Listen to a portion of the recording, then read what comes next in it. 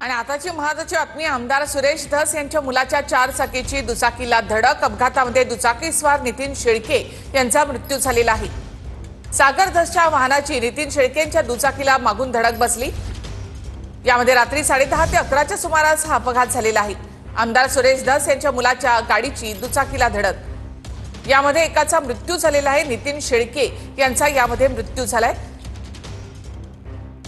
अधिक माहिती आपण घेऊयात आमचे प्रतिनिधी कुणाल जायकर यांच्याकडून. कुणाल, काय नेमकं घडलंय? निखिला, नक्कीच रात्री 10:30ची ही घटना आहे. सागर धस जे आहे ते आष्टीमधून ते पुण्याकडे निघाले होते आणि पुण्याला जात असताना जे सुपा पोलीस ठाण्याच्या हद्दीमध्ये कामरगाव या परिसरामध्ये हा अपघात झालेला आहे.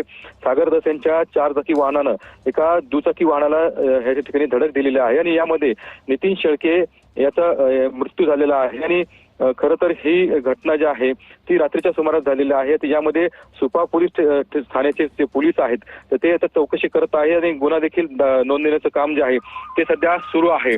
एकूणच ह्या घटनेमध्ये दुचाकी स्वाराचा जो आहे मृत्यू झालेला आहे आणि या गाडीचं देखील मोठं नुकसान जे आहे ते झालेलं आहे आणि एकच खळबळ जी आहे ती या घटनेमुळे आता उडालेली आहे. धन्यवाद एकूणच माहितीबद्दल.